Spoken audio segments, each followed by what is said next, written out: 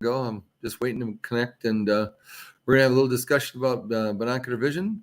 And as you know, that's kind of my passion, and we're just waiting for David to get on here. There he is. Oh, okay, fresh off the. You can see he's at work. He's in scrubs, and he's got mirrors all over. You know how that is at an optometry office. The guy's working too hard, I think. We have to. We have so many people to help. Dude. Well, he's a lot younger than me, so you know how that goes. You know, you're younger, you got to work harder. So anyway, I'm not sure. This up real quick. Yeah, you're shaking around there, Doc. You're shaking.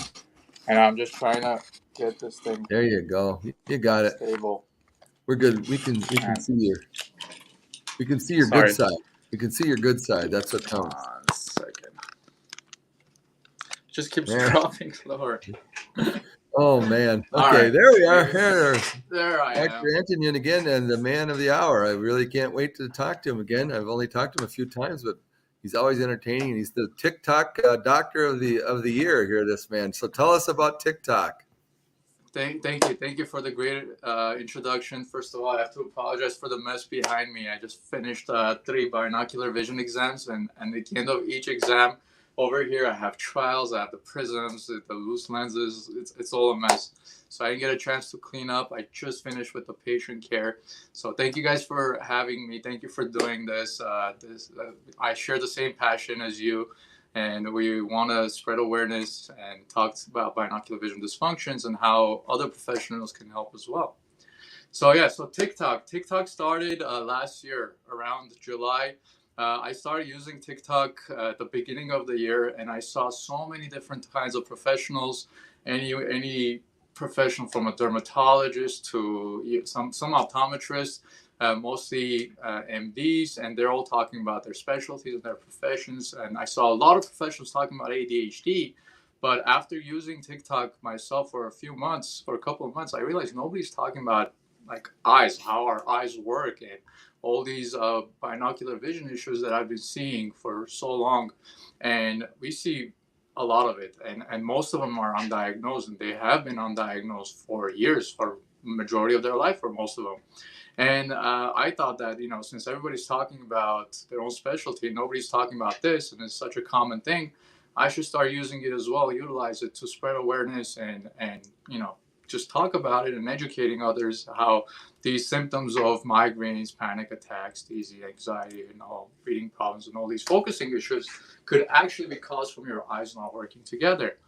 And to my surprise, it took off. It's been very popular. In a matter of 6 months, I've gathered over 45,000. I believe I'm almost close to 50,000 followers. And more people are discovering that they may be suffering from binocular vision dysfunctions, and they're trying to find out, where they can go to be seen by a binocular vision specialist. And that's the whole purpose of my TikTok account. It's not to diagnose anybody on the computer or over the phone or over the video, but it just at least have people be aware that these issues could be caused from your eyes. And as long as you can screen yourself and see some of the symptoms are matching with binocular vision dysfunction symptoms or even the appearance of your eyes, then anything to get them to the right specialist and get them fit into either prescription prism glasses or vision therapy, something that would change the rest of their lives. Dr. Antonin, why do you think that BVD is a specialty? And don't we all learn about BVD in school? I know I did. Yeah, I believe, honestly, I remember back in optometry school when we were all learning about it. I remember majority of the class was not really interested in it. It was tough to understand. It's tough to diagnose. It's tough to treat. There is no standard ways of doing this, and we're not taught any standard ways. There's like this formula by Saladin, and then there's this formula by this. So in other words, you can use whatever. What you're saying, it's not the 1 and 2, 1 or 2, 1 or 2. It's not that. It's not that at all. It's not easy to diagnose. It's not easy to treat. It's not easy to understand, and it's tough. It's tough. But I believe if we can, I guess, try to simplify it as much as we can, and come up with like certain types of steps, then more doctors would be able to pick it up and catch it and treat it. You said something to me a week ago when we were talking that really blew my mind. And it's true too, because I felt like you were like a brother when I met you. And the reason why is because we have very shared experiences. So it's kind of odd. Did you feel the same way? Absolutely. From Yeah, first day, it from was first kind day of we weird. met, It's kind of uh, cool. But right off the bat. yeah, because and the other thing I wanted to ask you is that basically um, we can actually tell that people have BBD other than testing. We can do it just by looking at them, watching how they do things. Talk a little bit about that. Can you talk a little So, bit about so that's part of the thing that's been blowing people's minds on social media and TikTok is I've made this crazy statement, and of course I'm not I'm not diagnosing like the exact amounts or whatnot, but just to be able to tell if somebody has it or doesn't have it. And yes, we can use the corneal reflexes inside the people's videos and photos to see if at any given point of time their eyes are misaligned from one another. And there's tons of apps now that you can take a photo and the reflex is showing clearly, and any asymmetry that is seen between the eyes, there is a misalignment. And then there's certain other things we can look for, and all doctors can look for.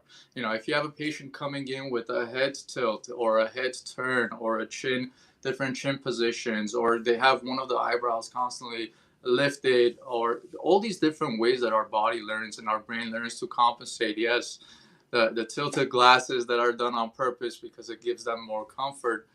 And there are certain things, and you know, if we can only just look at their eyes, a lot of doctors, I hate to say it, don't really fully interact with the patient or try to maintain eye contact because they're in their own, you know, head, and they're doing their steps that they're used to doing, and come on, in and out, in and out. And it shouldn't be that way. We should be more personal. It should be more of a personalized care, and we should actually look at people's eyes when we're talking to them. And just by looking at people's eyes, we can tell a lot. And over time, once you start thinking about these things and about the different types of things that can happen with BBD, you start picking up on it much easier.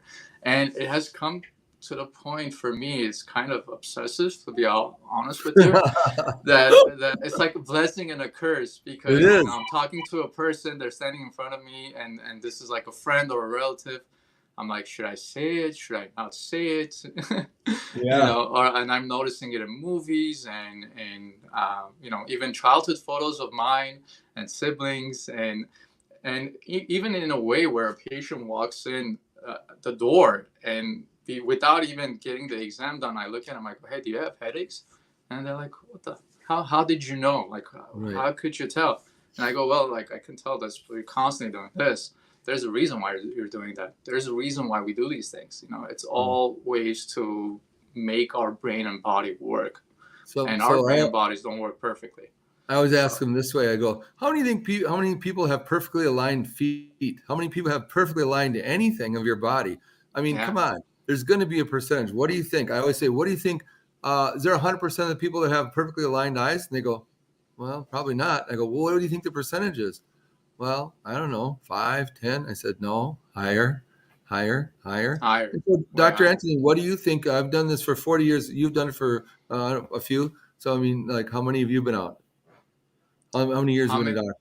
Yeah. How How many many? years I've been doing this? For Yeah, six yeah. years, almost Okay, almost so 7. what do you think the percentages of BVD really is? And I'm not talking little tiny BVD. I'm talking, it's treatable BVD that you really need to work with.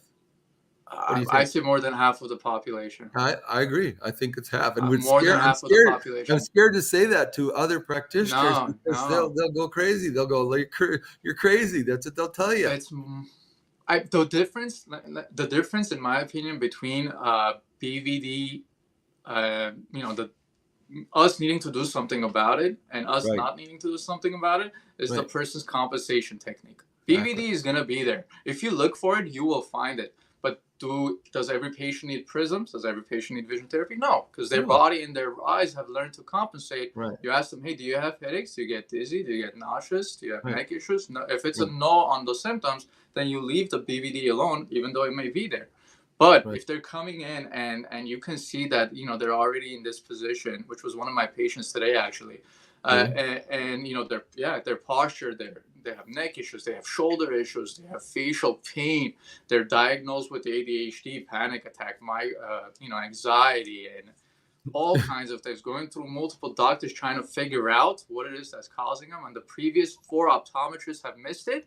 That's where we have a problem. Right, That's what I'm hoping to right, change by talking about it, by spreading right, awareness, exactly. and discussing all these different ways we can pick up without even doing any actual tests. Exactly. It's interesting how you're literally paralleling my experience of the 40 years I've been doing this, and it's not going to get any better unless we start getting awareness out there. And I think I really praise you for doing what you're doing on TikTok. I really do. I don't know Thank much you. about this kind of technology, and I'm going to try to learn a little bit, but you are the forefront on BVD out there, and it's really a pleasure to talk to you, David. And I can't Appreciate it. say enough. I can't say enough about you. I really can't, and it's not here. I don't know. I just can't say enough about you, man. You're a dedicated man, and I would like you to, if you don't mind, and this is just live, so you don't have to. Can you talk a little bit about your own personal experience with this? Because you had an Absolutely. unbelievable experience that when I first heard it, I just literally just about didn't believe you. I almost didn't. Absolutely. So that's the whole secret behind my passion There you go. in this field, and that's the secret and why I'm trying to spread awareness, and why I'm just trying to get this more into people's offices, because my own BVD was missed by any of the doctors that I had seen as a child or as an adolescent, and even in optometry school when we were practicing on each other. Right. And I have dealt with the symptoms of BVD my whole life. So all these different symptoms that I discuss and I make videos about, I've actually experienced them myself. So I had issues like I would lose my place when I would read. I would get anxious when I had to read out loud. I would skip lines. I would get tired, fatigued. I can't even tell you how many scantrons I've messed up on because I missed one answer, and every single answer after that has been incorrect. Or even in optometry school where I failed a practical because the eye that I was looking out of and doing the slit lamp, the eye that's the professor is looking out of, I kept suppressing it and I had no idea. And I have convergence insufficiency, I have a vertical misalignment. We did these tests on each other for the 4 years I was in optometry school, and I never knew that correcting for these would change my life completely, and it did. So right before boards, I actually wore these trial frames, and I put trial prisms in there, and this is how I took my boards exams with these trial Really? frames on You with the really did? trial. Oh, Yes, I didn't know yes, that. and it's I'm sure it made a huge difference then, and since that point on, actually got a prescription prism glasses, and I've been wearing them since, and I've been modifying them over time, and I cannot express how much it has changed my life. Any of those symptoms that I'd experienced when I was younger, I don't have any of those experiences at all while I'm wearing my So glasses. let's break that down a little bit, if you don't mind. If those that are not optometrists may not be understanding some of what you're saying, so let's go ahead and just break it down. You have both a vertical issue and a lateral issue, both? Do you have both? Okay, so Yes, that I means do. in layman's language, that means both eyes are not aligned in a vertical plane, correct? In other Right, words, and horizontal and vertical plane, well, and but not let's just just talk about horizontal, but yeah, three yeah, yeah. dimensional. But yeah, Oh, vertical as yeah, well. yeah, vertical. But I always see it seems like to me, if this is true for you, that the vertical issues have to be solved first. Is that correct for Absolutely, you? Yeah, yeah. absolutely. Vertical means I'm going to put my Any hand out. amount. This kind of problem, this one, well, this way. Yes. That way So has to be so solved. my Right. left eye There you go. points Yep. higher Right. than my right eye, Of and course. this happens whether my brain is using both of my eyes at the same time Right. Yep. or ignoring one eye. So Right. my Okay. one eye overshoots, or my right eye is actually pointing lower, Right. and the muscles on my right side on the forehead, without the glasses, they have to strain a lot to try to lift up this right eye with my left And, eye, and and why without is it? glasses, headache and migraine. Dr. David, why is it that we just can't automatically, like, we can do this pretty easily, can't we? We can do this. Most of us can do this convergence we call convergence, right? Right. Why can't we do this? Why can't we do this? I Isn't this the same? I believe our vertical muscles have very limited movement, limited flexibility, limited function. I see that wink there. But the reason why that happens is because we're not used to lifting up our eyes against one another. Our eyes, I mean, if our eyes were positioned like this, we would have Right. no problem doing that. But since our eyes are positioned like that, this is all we know how to do. And even that people struggle with because of So, these so if a convergence and person's divergence born, issues. so a person's born with this, basically, correct? Mostly genetic in my experience. But I Mostly mean, it they're has been born with it. genetic. They don't develop it for something they did wrong, like watch the TV wrong or something like that. No, no, no, no. This No, is watching basically TV didn't do anatomical. anything. It's Right, anatomical. Okay. right. So you're born with it. So therefore, what if you don't fix it in the first 5, 6 years? What happens? The body adapts, and how it adapts: facial asymmetry, the neck issues, the head issues, the Right. neck stiffness, the shoulder Mhm. pain, So, years of chiropractor so what makes visits, and you what name makes it it. hard to learn when your eyes are like that? What makes it hard to learn? Well, if they're not cooperating with one another and they're not aligning with one another, then reading is going to be impossible. First of all, which eye is your brain going to pay attention to when you're reading something? Yeah. Which eye is your brain going to try to remember out of when Well, you're trying to remember something? Your visual memory. so It's just mismatch. earlier you used the word suppression. So what happens when one eye is suppressed, meaning the brain doesn't pay attention to it Right. constantly? What if one eye is called your lead eye and the other one just the brain just shuts it off? What happens then? Well, if it's a constant suppression, that people will have less symptoms. But if it's not a constant suppression and it's more of a, once in a while it happens, every single time your brain ignores one eye and ignores the other eye, you're going to be looking at a different point. And that's the same way people lose their place when they're reading. They're reading one line, their brain may be paying attention to the left eye, and the right eye is looking at the line lower. If it paid attention to both eyes, it would see double, the lines would mesh into Right. one another. So the So, brain learns to ignore and randomly switches attention, and you're reading a line lower. tell me if this is right, because I don't know for sure. I think the reason why we suppress is to protect our brain or visual system from seeing double. Right, We don't want to see right. double. No one wants to see No, double. Our brain that's the knows first not thing to your brain see is double. trying to ignore. Yeah, so it purposely does it. But the problem is, if it ignores the same eye all the time from 0 to 5, what happens then? You got Then we have amblyopia, amblyopia, right? Amblyopia a or lazy eye, lazy eye, right? That's exactly right. See, we right? said it the same time. Yeah. So all these different types of PVD issues that happen because of a misalignment, or one is super high prescription that never got prescribed.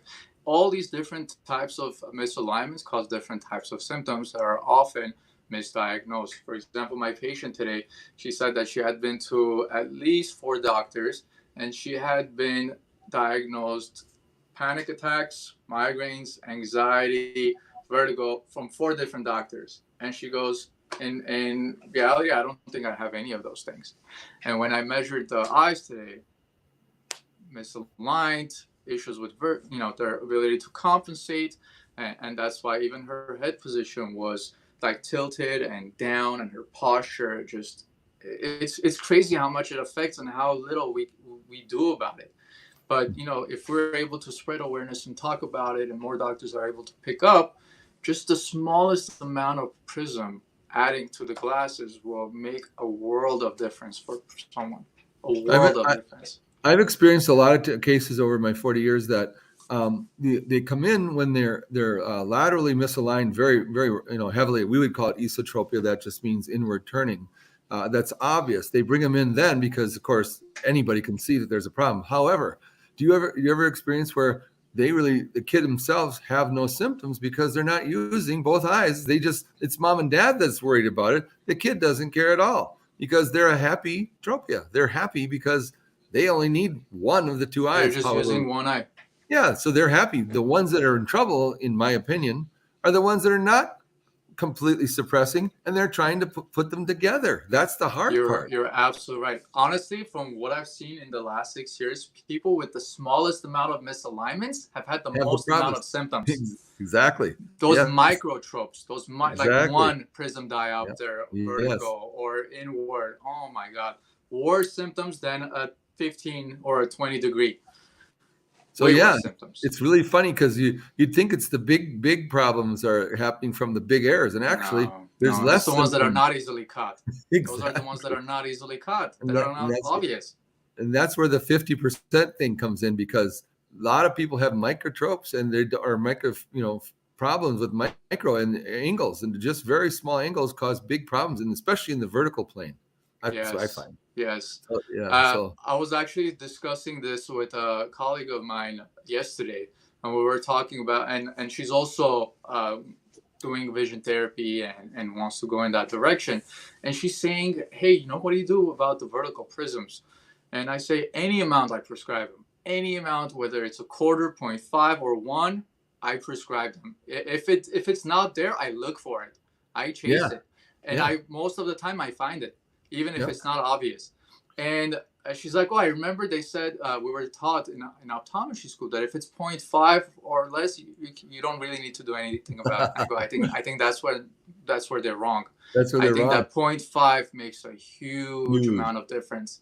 Huge. I have That's where the 0.5. neck issues that's I where have the 0.5. neck issues and all the other compensations are coming in. And that's where all the other divergence issues, I believe, come in. Because when you have a slight vertical, then your eyes are going to use their skills that they already know, turn in, or maybe not turn in enough. And you can have all sorts of issues just from that slight amount of vertical misalignment, like focusing issues, accommodation spasms, and convergence issues. It's horrible. So It's horrible how many patients I see about how this. do you think ADD and ADHD play into this if they do? What do you think? So I believe that of course, ADHD is due to lack of dopamine in the brain, or lack of our ability to utilize dopamine. And dopamine has been indicated in eye control and eye posture. And as part of the experiences a lot of people feel when they take stimulant medications that increases the amount of dopamine in their brain, they feel more stable vision. And that's because their eye posture is able to be controlled much better when they're on medication than when they're off medication. So I believe, dopamine standpoint, there is a correlation with that. And I also believe if your eyes are pointing in two different directions and they're looking at two different things, how are you going to focus? Which eye is your brain going to focus on? And then you're reading something, you're not going to be able to track that eye all the way through your passage. Eventually, it's going to pay attention to your other eye, which is looking somewhere else, and there goes your distraction. I There think goes your disconnect. I think people can relate to that when they think about distracted driving. It's the same thing. When you're looking at your cell phone, you will miss what's in front of you and you could get in a car accident. That's a different kind of distraction, but it's really the same thing because your brain can't pay attention to two things at once as well as it can do both things at the same time. So that's the whole principle of not using your cell phone in a car. It's the same as BVD. Am I right? Absolutely. So distracted driving is the same as distracted looking. It's the same thing. Yeah. Only we just don't know it. We don't know we have it. Yeah. And since the eyes are already tired, they've been trying to realign this whole time. Most of the brain activity and brain energy is being used on just trying to control your eyes instead of reading and understanding what it is that your eyes are seeing. So, and this is one thing I've been thinking about a lot lately. It seems to me that vision is one of the only senses that we have to strain to use. Right. And we're straining physical muscles to use our sense. And auditory is, I don't think it's a straining or sensory or touch or proprioception or any of those things. Taste, you don't have to strain that taste, at all. Yeah, we're not straining a muscle to feel taste, but vision. Our muscles, when we have the slightest amount of misalignment, our brain is just focusing on your eyes, your eye control, your eyes seeing. And it shouldn't be that way. It's funny. So imagine if we can take all that strain off the eyes. Yeah. How much more the brain can do. Here's an interesting thing that I've experienced is that one-eyed people never come in with BVD. One-eyed people never come in with BVD because they can't. Yeah, they don't have BVD. They don't have BVD. They don't. So right away, we know we could rule that out right away. So that's not funny. It's actually true. But, it's funny because, why don't they have BVD? Because they don't have two eyes to have BVD. So because the rest of us do, we have the potential for BVD quite highly. And nowadays, when you use your eyes much more than you used to by driving, doing everything is our eyes these days, and getting even more and more with gaming and everything else, the more potential for BVD, the more that we're going to see it. And the more that we use our eyes for every task in our world, the more we need these people that are good optometrists that understand BVD. And that's one of the reasons we're here. We're not just here for the public. We're here for other ODs to realize, hey, we're not going to beat you up. This is not about beating you up. You were kind of probably taught not quite perfectly well in school. Like you said, they said half is no big deal. I disagree. I think you're right. I think half is a big deal. I think any amount is a big deal. And you, like you say, you have to look for it. By the way, when you have a second time exam, like a year from now, you've prescribed a little vertical or a little lateral prism.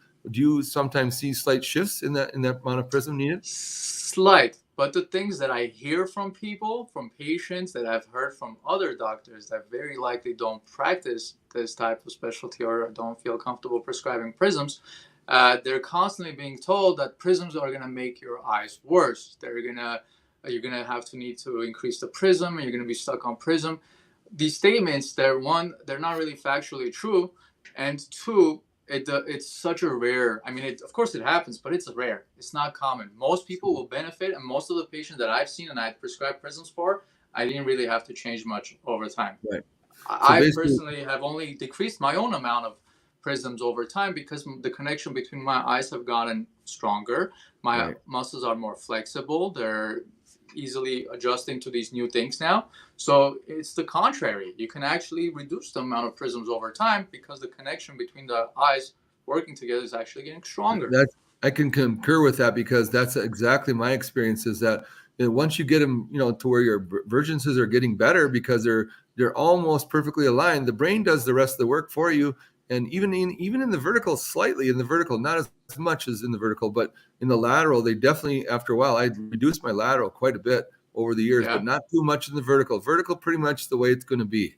Yeah, But the vertical you lateral, can't train much. that, I know there's some vision therapy offices that do train, yeah. not in personal experience, So, not much so I've done. what do you think? There's some vision therapy people, I'm sure, watching us. What do you think of vision therapy, and when's it appropriate? When do you think it's not appropriate? When do you think it? What do you think about it? I think vision therapy is amazing. I myself haven't been consistent with it, but I've had patients that have done vision therapy and it is effective. But the thing with vision therapy, it takes a long time. It could be discouraging in the beginning, especially when people are already having symptoms. Putting them into vision therapy is like putting an athlete who's injured at the gym and say, you gotta go start working out. Their muscles are injured. They're tired. They're not gonna be able to work out. And that's how I feel about vision therapy right off the start. When you catch it, you see all the symptoms, they have a high score on the questionnaire. Initially, getting them to be compliant and to be consistent with their therapy, it's very difficult because every single session they have, they feel worse. Their eyes are feeling more tired, their muscles they may get more double vision, more headaches, and it's very difficult to try to power through that struggle in the beginning and to be consistent. Yeah, eventually it's going to get better and it's going to be easier, but not in the beginning, and that's the So, hardest part. so do you ever use Prism and vision therapy, or usually one exclusive or the other? What do you do? That's my go-to path that I take. So initially, I prescribe Prism, whatever Prism amounts they need. Now, of course, 100%. We try to do the minimal amount that will get them to fuse and get them to feel comfortable, give them clear vision. And over time, once they come back for their follow-up 6 weeks after, 3 months after, and their visual skills have plateaued and they haven't improved just with the glasses, and they're still symptomatic, that's when I send them to vision therapy. And at this point, they're not very symptomatic. Their eyes are more flexible. Their eyes are more rested than they were before. And now they can do the rest of it just by training. And we can even eventually reduce the amount of prisms they need. So, Dr. David, we've been talking about Prism. Let's talk about what the heck is Prism. We can't say Prism all day long and not somewhat tell the people who aren't familiar with Prism what it is. We're talking to the public here, so we have to make sure we're not talking way over their heads, because I mean, you probably are. Yeah, I might. Let's Yeah, of talk course, about of what course, I'm Prism sure. is for a minute. Just say what it is. I'm sure. So prisms are optical lenses. Let me.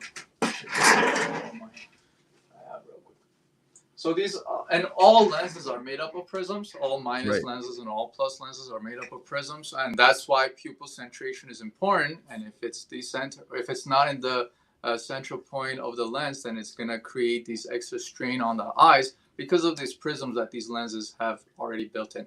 But the whole purpose of a prism, it's to move the image, to move the optical image in a specific direction. So, for example, if I have an eye that's pointing more outward, I'm going to try to prescribe prism that's going to move the optical image that eye sees also outward. So even though my eye is pointing this way, it's kind of seeing the same thing as the other eye.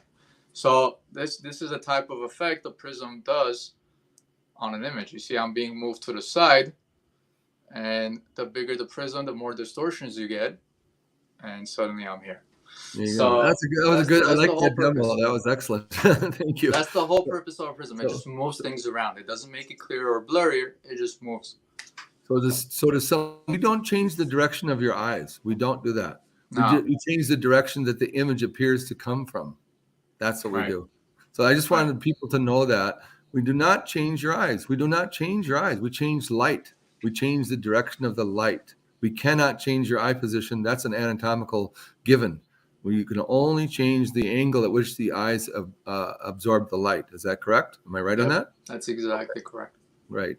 So I just wanted the public to understand that we're not changing their eyes. And by the way, this does not cure any of these problems. It doesn't cure it at all. In fact, there is no real cure for this other than just good prismatic glasses and, and a little bit of Virgin's training, and that's it. And you can't just go in there and change the position of the eyes. And certainly optometry definitely doesn't do anything like that. So, there's no danger involved in having it diagnosed. And if a doctor who's new out of school, and how we all were when we first started, this is a difficult area to approach.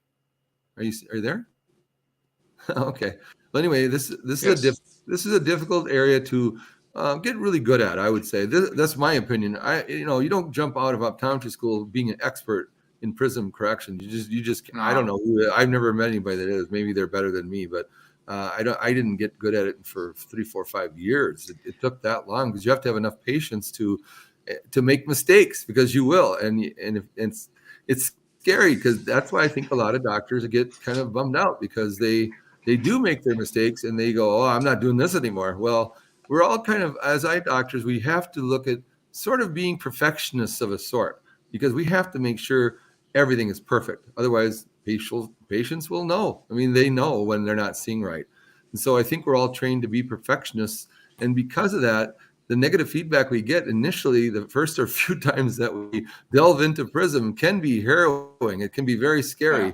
And it was for me, to be honest with you. And why am I here talking about prism after 40 years? Because it took a long time to get halfway decent at it. And, after a while, though, the rewards I got were well worth the effort. After a while, instead of getting, 2 or 3 problems out of 10, it was like 0 out of 10 after a while. And then you're like, wow, I actually know what I'm doing. And it felt really good. And the rewards are unbelievable. It's much, much more than any other reward I've ever had in optometry. That's my opinion.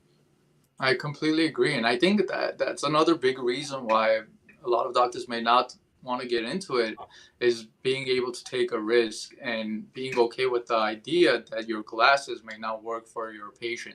And Right. I mean, that can happen even more so when you have a BVD patient, and all those remakes that doctors get in their labs and in their offices. Most of these remakes are because of undiagnosed binocular vision dysfunction. If you're giving somebody a quarter off prescription, whether it's plus or minus, to the person, it wouldn't make much of a difference if their eyes are able to adjust, if their muscles are flexible enough, if their focusing system is flexible enough, and they can adjust to any of these errors in prescriptions as quickly as they can. But if you have a strained muscle to begin with, if you have a strained focusing system to begin with, then you're going to struggle to adjust to these glasses. So all these redos and remakes that are being done in offices, these glasses that are constantly being made and they're off by a little and the patient's not able to adjust, if that right amount of prism gets added to that prescription, the patient will adapt like that. And that has been an actual experience of mine with many of the patients that have said, you know what, I've been to like 3 different doctors. They can't seem to get my prescription right. And that's where the credibility is lost with the doctors, because the patient thinks it's not them, it's not their visual system, it's the doctor that messed up. But if the doctors become familiar with these binocular vision issues and understand the whole visual system, how it works, then they can discuss with the patient that, hey, it's very likely that you have an issue in your muscle or the focusing system of your eye. And if we can correct for this issue, then you should have no problem getting used to your glasses. So taking that risk and prescribing the prism, it may not work. And as long as you tell your patient that it may not work, but it's better than nothing, they'll be willing to work with you. Okay. They'll like you more. How can we get more doctors to be a little bit more passionate about this and not be scared to take the risk? I don't know how to do it. I don't know what to do. You know how I think that would make a difference is if we show people that they themselves might have a little bit of a misalignment that they've been compensating for. And I've had diagnosed optometrists with BVDs that never thought they had a BVD. That, oh, I thought it was just, that's, I mean, who doesn't get headaches? who does who doesn't get panic attacks once in a while, you know? But yeah, people don't. Yeah. People don't have to get migraines and headaches and anxiety and panic attacks. It's not a must, and it's something that we can all help. So one of the ways that we can, I guess, show the presence of binocular vision dysfunction in the people that are watching right now as well is to do this simple test that I've done plenty of times on TikTok, Go and a for it. lot of Go people for it. have actually figured out they have this issue from this simple test, and they've gotten themselves to the binocular vision specialist office, and they're commenting back saying, "Oh my God, I did the test. I saw a big movement, and I went to the doctor, and now I have prisms." Like I get so many comments like that. So the test is like this: you all simply, and you can do this with any given point in space, but just for the simplicity of it, you can hold your thumb right in front of your view, in between your eyes, right there. So you can make sure that both eyes, if they're correctly aligned, you should see your thumb in the same exact position, but from the two different angles, right? If you can imagine like that. But if you're closing one eye and closing your other eye, and you're switching back and forth quickly, you may notice a jump in your thumb, and that jump is the indication of a misalignment. So if there is any kind of diagonal movement in your thumb when you're doing this, then there's a vertical misalignment as well as a horizontal misalignment. And if it just jumps side to side, then there's only a horizontal misalignment. Your eyes are not horizontally lined up with one another. And you can pick a point, in your one corner and do the same thing. Switch between back and forth and pick a different corner and see how the degree of misalignments change depending on the gaze and the direction and the distance. Have you had patients where they had one kind of prismatic correction for distance and a different kind for near? Oh yeah, of course, absolutely, all the time. People's misalignments change depending on the direction, depending on the gaze, which is why a lot of people have a preferred angle, a preferred place where you sit in classroom, right? Like everybody has their own spot. Like, I'm all the way back on the left side, or I'm all the way back in the right side.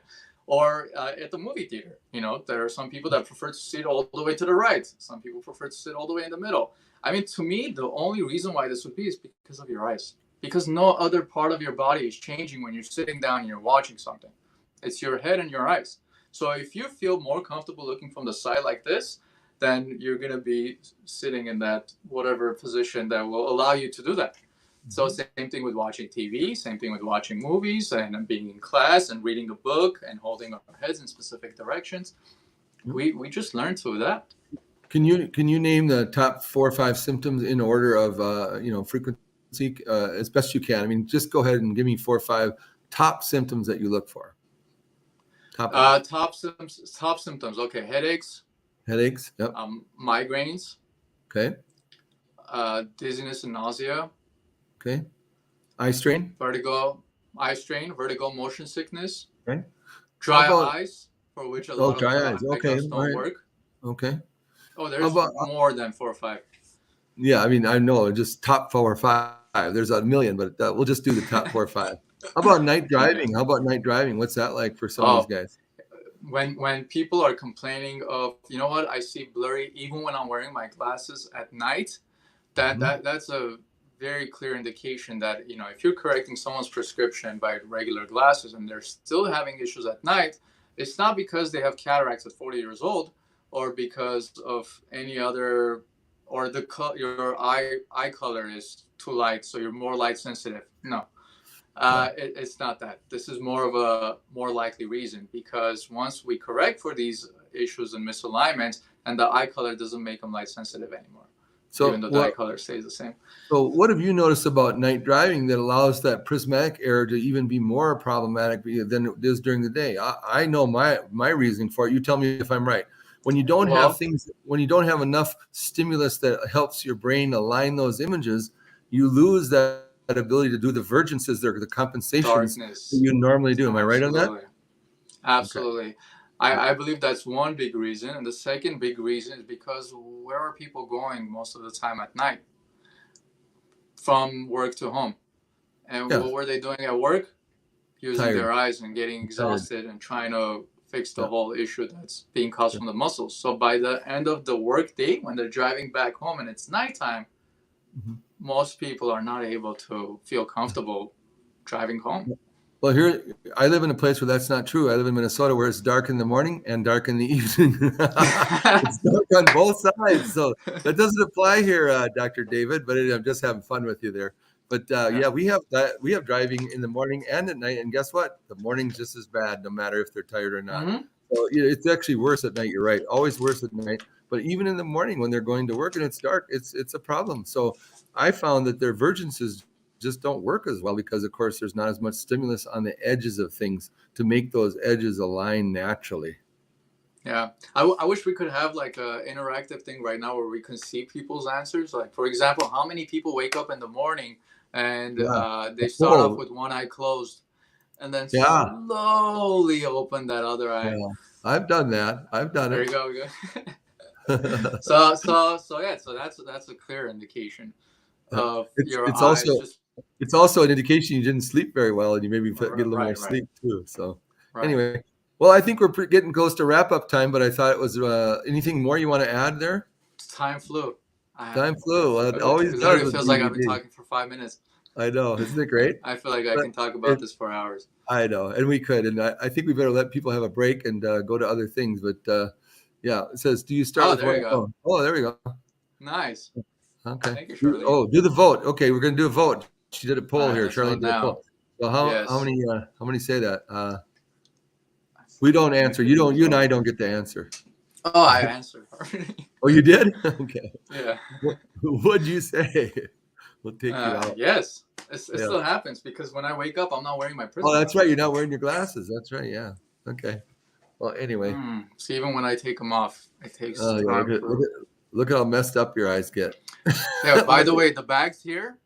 Yeah. More likely related to the muscle strain than. I think you might have bandwidth issues. I can't really. There we go. It's no. Anyway. You're not seeing the Gucci bags. Your picture's gone. It's kind of goofy. Oh, there you are. Okay. Yeah, absolutely. Okay.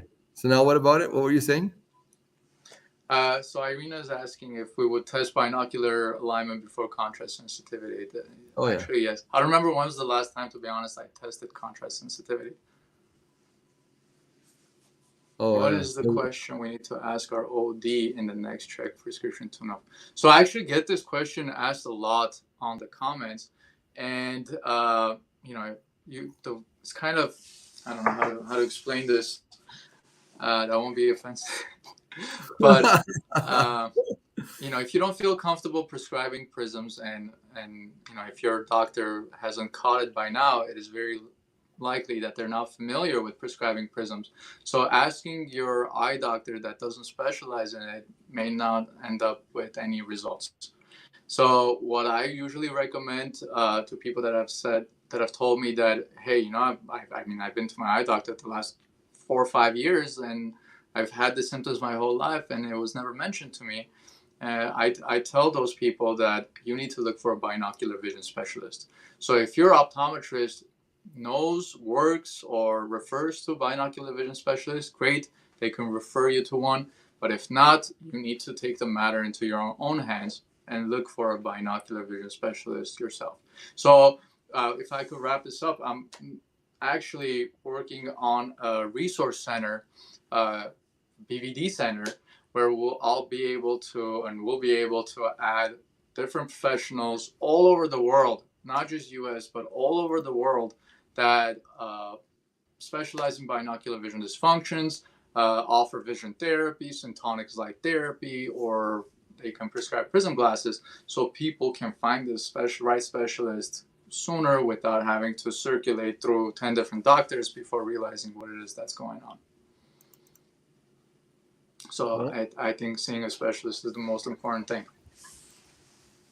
Well, thank you, doctor. It's been unbelievable as always, and I can't wait to keep talking to you over the years and over the meetings. I hope you can make it, and thank you very much for coming. Thank you, guys. Thank you, Charlene. Thank you. Thank you, guys. All right, we'll see you guys in a little bit with Dr. Mena talking about sports vision. Sorry, Dr. Antonia, I didn't mean to. No, you're good. Good. Thank Bye you. bye. Talked a lot.